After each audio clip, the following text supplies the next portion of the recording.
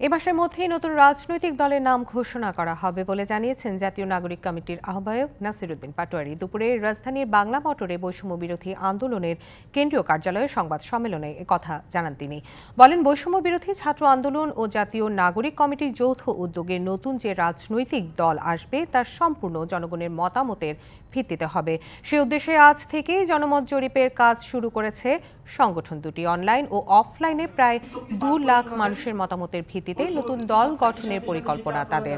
উপদেষ্টারা রাজনৈতিক দলে অংশ নেবেন কিনা এমন প্রশ্নের নাসির উদ্দিন পাটোয়ারি বলেন, যদি কোনো উপদেষ্টা দলে আসতে চায় তাহলে অবশ্যই তাকে সরকারি পদ থেকে পদত্যাগ করে আসতে হবে।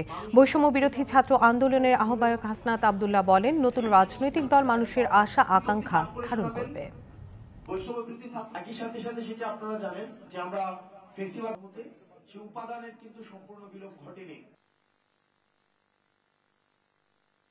আমরা নতুন যে রাজনৈতিক দলটা হবে এই রাজনৈতিক দলটা ফুলি নিউ ইনিশিয়েটিভ। আমরা যে প্রক্রিয়াতে এগোচ্ছি সেখানে আসলে উপদেষ্টা থেকে দলে অংশগ্রহণের সুযোগ থাকবে না।